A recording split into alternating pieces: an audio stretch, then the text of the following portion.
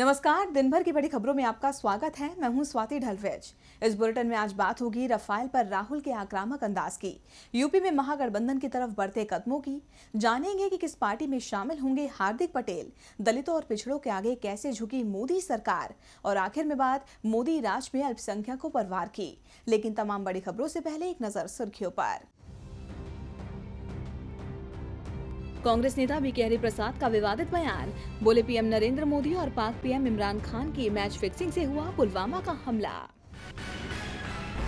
अयोध्या विवाद में मध्यस्थता पर कल फैसला सुना सकता है सुप्रीम कोर्ट। कोर्ट ने पिछले सुनवाई में सभी पक्षों से मांगे थे मध्यस्थता के लिए नाम। बीजेपी ने रॉबर्ट वाड्रा पर कसा तंज, ट्विटर पर लिखा, आपने मानी लूट की बात, भारत रत्न की रखते हैं योग्यता। वाड्रा ने कहा था, बहुत से लोगों ने देश को लूटा है। मध्य प्रदेश के ब्रांड एम्बेसडर होंगे सलमान खान। प्रदेश के पर्यटन के लिए 1 अप्रैल से 18 अप्रैल तक प्रदेश में रहेंगे मौजूद। और हरे निशान के साथ बंद हुआ शेयर बाजार। सेंसेक्स 89 अंकों की मजबूती के साथ 36,725 अंक पर पहुंचा। निफ्टी 5 अंक मजबूत होकर 11,058 पर हुआ बंद। सुर्खियों के बाद अब बात आज की सबसे बड़ी खबर की। रफाल डील में घोटाले का मुद्दा जब से दोबारा सुप्रीम कोर्ट पहुंचा है, राजनीतिक पारा फिर चढ़ गया है। डील से जुड़े दस्तावेज चोरी होने के मामले में कांग्रेस से लेकर बीएसपी तक सभी सरकार को घेर रहे हैं।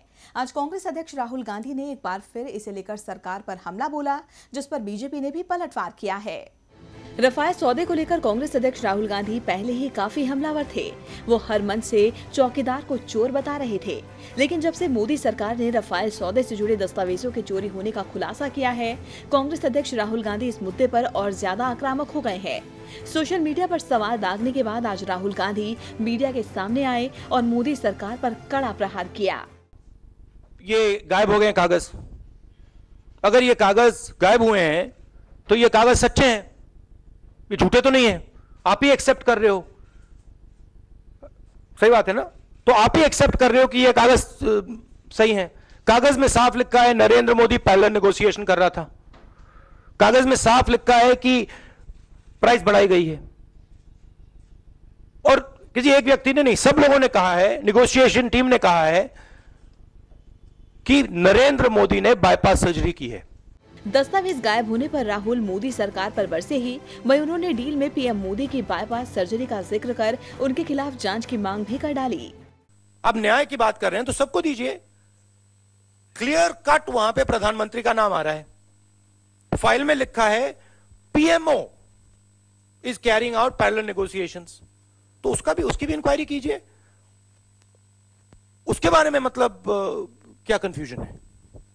कांग्रेस अध्यक्ष राहुल गांधी के साथ साथ बीएसपी सुप्रीमो मायावती ने भी दस्तावेज चोरी होने की घटना पर सरकार को घेरा है। मायावती ने ट्वीट कर कहा कि सत्यानाश, मोदी सरकार द्वारा देश की यह कैसी चौकीदारी? क्या देश हित और राष्ट्र की सुरक्षा वाकई मजबूत हाथों में है? सोचना पड़ेगा। मायावती और राहुल गांधी के वारों से बीजेपी की बौखलाहट और बढ़ गई है। तभी तो राहुल गांधी के वार पर केंद्रीय मंत्री रविशंकर प्रसाद ने भी तुरंत पलटवार किया है। उन्होंने राहुल गांधी पर झूठ बोलने का आरोप लगाते हुए कहा कि कांग्रेस अध्यक्ष को ना तो सुप्रीम कोर्ट पर विश्वास है और ना ही सीएजी पर, तभी तो वो इस तरह के सवाल उठा रहे हैं। खैर, अब बात निकली है तो दूर तलक तो जाएगी ही। रफाल पर मोदी सरकार ने झूठ बोला या नहीं, ये तो आने वाला वक्त बताएगा। लेकिन ये तो साफ है कि यह मुद्दा आम चुनाव में मोदी सरकार की परेशानी जरूर बढ़ाएगा। रफाल पर कांग्रेस अध्यक्ष राहुल गांधी एक बार फिर फ्रंट फुट पर आकर मोदी सरकार को ललकार रहे हैं, जिससे बीजेपी की बेचैनी बढ़ गई है। वहीं उत्तर प्रदेश में भी कांग्रेस ने एसपी बीएसपी को दबाव में डाल दिया है। कांग्रेस को आंख दिखाने वाली बसपा और सपा प्रियंका की एंट्री के बाद से ही अब उसे मनाने की कोशिशों में जुट गई है। खबर है कि दोनों दलों ने पार्टी को नया ऑफर दिया है, जिसके बाद अब सवाल उठ रहा है कि क्या यूपी में बनेगा महागठबंधन। लोकसभा चुनाव से ठीक पहले उत्तर प्रदेश की सियासत में उठापटक का दौर जारी है। सूबे में जब से कांग्रेस ने प्रियंका गांधी को पूर्वी उत्तर प्रदेश की कमान सौंपी है, कांग्रेस पार्टी बदली नजर आ रही है। सूबे में पार्टी का वर्चस्व भी पहले से ज्यादा दिखने लगा है, जिसे लेकर कांग्रेस को कम आंक रही मायावती और अखिलेश की जोड़ी भी दबाव में दिख रही है। यही वजह है कि पार्टी अब कांग्रेस के मान मनोबल में जुट गई है।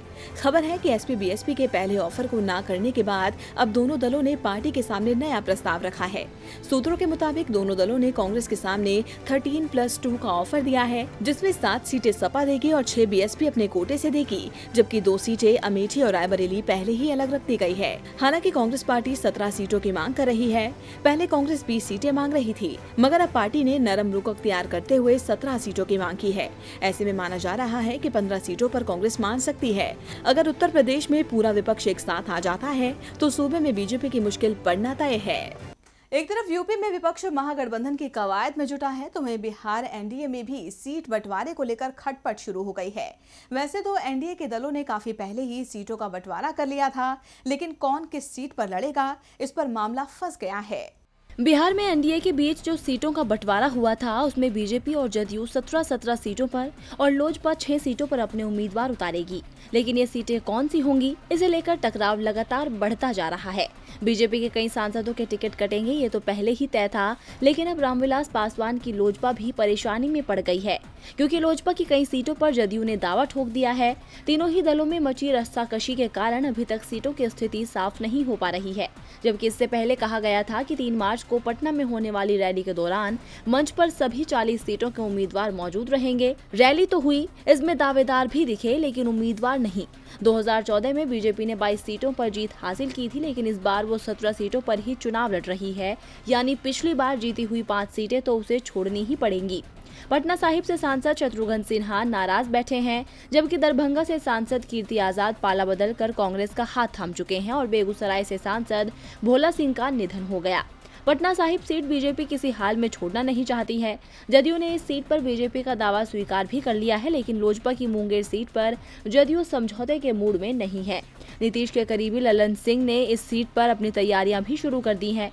लोजपा मुंगेर सीट छोड़ने को तैयार नहीं है, लेकिन इसके बदले उसने बीजेपी सांसद गिरिराज सिंह की नवादा सीट की डिमांड की है। बीजेपी की सिटिंग सीट दरभंगा में भी जदयू अपना उम्मीदवार उतारना चाहती है। इसके अलावा महाराजगंज, बेगूसराय पर भी बीजेपी और जदयू के बीच टकराव चल रहा है। सीटों की इस रस्साकशी के कारण एनडीए का प्रचार अभियान भी शुरू नहीं हो पा रहा है, यानी सीट बंटवारे की घोषणा कर जो बढ़त एनडीए ने बनाई थी, वो उसके हाथ से फिसलती जा रही है।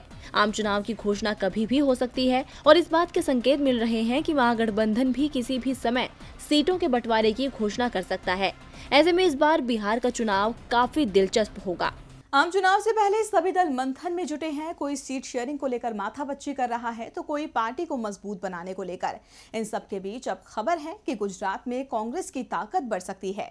कहा जा रहा है कि सूबे में आनंदीबेन पटेल की सरकार हिलाने वाले पाटीदार नेता हार्दिक पटेल कांग्रेस में शामिल हो सकते हैं, और वो किस सीट से चुनाव लड़ेंगे, इसकी खबरें भी सामने आ रही हैं। गुजरात के पाटीदार नेता हार्दिक पटेल ने जब से ये ऐलान किया है कि वो सक्रिय राजनीति में उतरेंगे और आम चुनाव में अपनी किस्मत आजमाएंगे, इसके बाद से ही ये सवाल उठ रहे थे कि आखिर हार्दिक किस पार्टी के साथ जाएंगे। लेकिन अब इस पर जारी संशय खत्म होता दिख रहा है। खबर है कि हार्दिक बहुत जल्द ही कांग्रेस में शामिल हो सकते हैं। सूत्रों के मुताबिक हार्दिक 12 मार्च को कांग्रेस में शामिल होंगे। हालांकि कांग्रेस में शामिल होने की खबरों की हार्दिक ने पुष्टि नहीं की है, मगर बताया जा रहा है कि 12 मार्च को कांग्रेस कार्य समिति की जो बैठक अहमदाबाद में होने वाली है, उसमें हार्दिक पटेल भी शामिल हो सकते हैं।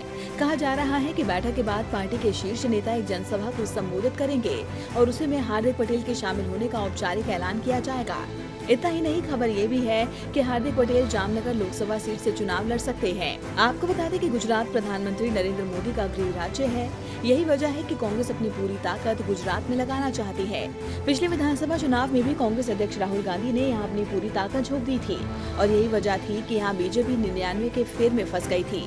उस वक्त भी हार्दिक पटेल ने अहम भूमिका अदा की थी। इसलिए लोकसभा चुनाव में भी कांग्रेस इसका फायदा उठाना चाहती है। पीएम मोदी के गढ़ में अगर पाटीदार नेता हार्दिक पटेल वाकई कांग्रेस में शामिल हो जाते हैं तो इससे कांग्रेस को फायदा पहुंचना तय है। वैसे आम चुनाव में फायदा लेने के लिए आज मोदी सरकार ने भी अपने कार्यकाल की अंतिम कैबिनेट बैठक में कई अहम फैसले लिए हैं। सरकार ने 13 पॉइंट रोस्टर को खत्म कर 200 पॉइंट रोस्टर पर अध्यादेश को मंजूरी दे दी है। 5 मार्च को देश की सड़कों पर दलितों और आदिवासियों का सैलाब उमड़ा था। 13 पॉइंट रोस्टर और आदिवासियों से जुड़े मुद्दों को लेकर SC/ST समुदाय के लोगों ने भारत बंद बुलाकर मोदी सरकार को चेताने की कोशिश की थी, जिसके बाद आज सरकार इनके सामने झुक गई है। अपने कार्यकाल की अंतिम कैबिनेट बैठक में मोदी सरकार ने 13 पॉइंट रोस्टर को खत्म कर 200 पॉइंट रोस्टर पर अध्यादेश को मंजूरी दे दी है। साथ ही 50 नए केंद्रीय विद्यालय बनाने को भी कैबिनेट की मंजूरी दी गई है।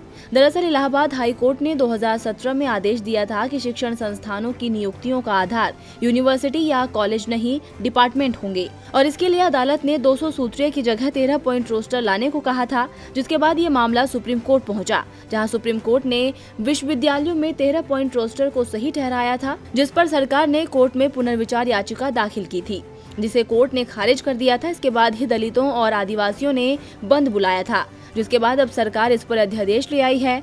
इसका ऐलान करते हुए अरुण जेटली ने बताया कि इसकी वजह से विश्वविद्यालयों में कमजोर वर्गों का प्रतिनिधित्व कम हो रहा था।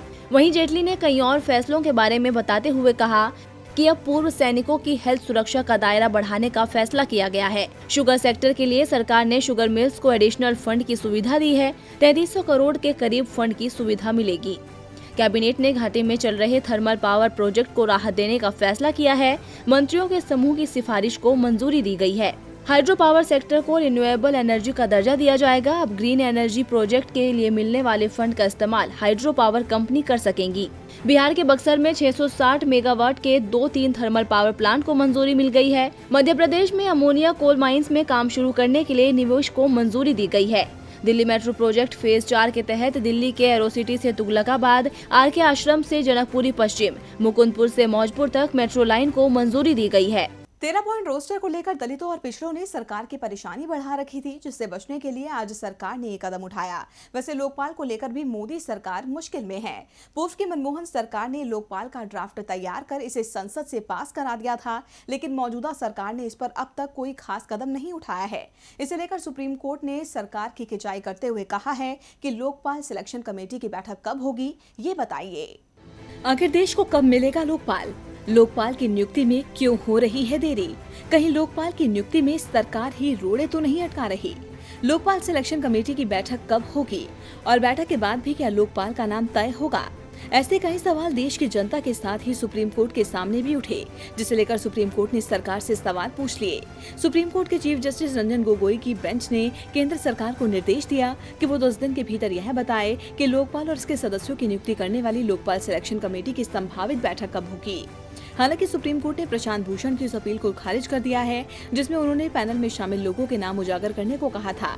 कोर्ट में सरकार का पक्ष रखते हुए अटॉर्नी जनरल के वेणुगोपाल ने कहा कि सर्च कमेटी की अध्यक्षता सुप्रीम कोर्ट के पूर्व जज रंजना प्रकाश देसाई कर रही हैं। उन्होंने सिलेक्शन कमेटी को 3 पैनल के गठन का सुझाव दिया है, जिसमें चेयरपर्सन, न्यायिक और गैर न्यायिक सदस्य होने की बात कही गई है। वेणुगोपाल ने बेंच को बताया कि जस्टिस S.A. नजीर और जस्टिस संजीव खन्ना DOPT के सचिव से इस बाबत बात करेंगे और वह सुनिश्चित करेंगे कि जल्द से जल्द सिलेक्शन कमेटी की बैठक हो। आपको बता दें कि 17 जनवरी को सुनवाई के दौरान सुप्रीम कोर्ट ने लोकपाल सर्च कमेटी से 28 फरवरी तक लोकपाल बनने के योग्य लोगों की सूची सिलेक्शन कमेटी को देने का निर्देश दिया था। कानून के मुताबिक सिलेक्शन कमेटी सर्च कमेटी की तरफ से रखे गए योग्य लोगों की सूची में से सबसे योग्य व्यक्ति का चयन करती है। सुप्रीम कोर्ट ने सरकार से लोकपाल की नियुक्ति को लेकर उठाए गए कदम की जानकारी 7 मार्च तक देने को कहा था।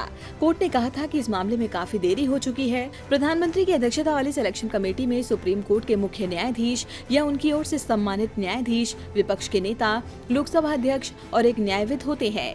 CJI गोगोई ने जब पूछा कि चयन समिति में नेता विपक्ष का क्या होगा, इस पर वेणुगोपाल ने कहा कि नेता विपक्ष के न होने की वजह से सबसे बड़े विपक्षी दल के नेता को विशेष सदस्य के तौर पर आमंत्रित किया जाता है। और बुलेटिन के आखिर में बात मोदी राज में अल्पसंख्यकों पर वार की। वैसे तो प्रधानमंत्री नरेंद्र मोदी हर मंच से सबका साथ सबका विकास का नारा बुलंद करते हैं, सभी को साथ लेकर चलने की बात करते हैं, लेकिन मोदी सरकार की नीतियां देश को एक करने की बजाय विभाजन की तरफ धकेल रही हैं।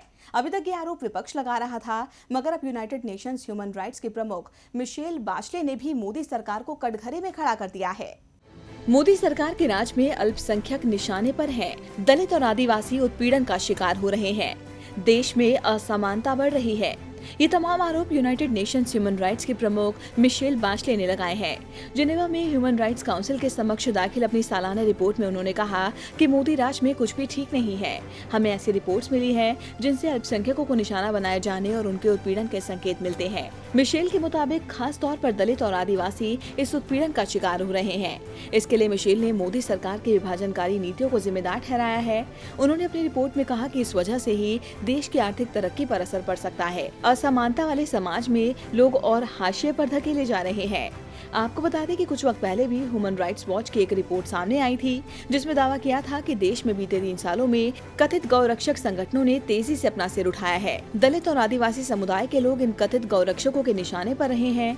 वहीं अब यूनाइटेड नेशन ह्यूमन राइट्स प्रमुख की ये रिपोर्ट भी मोदी सरकार को कटघरे में खड़ा कर रही है, जिसके बाद माना जा रहा है कि विपक्ष के हमले तेज होना तय है। तो बड़ी खबरों में फिलहाल के लिए इतना ही। ताज़ा खबरें जानने के लिए देखते रहिए टीवी लाइव। नमस्कार।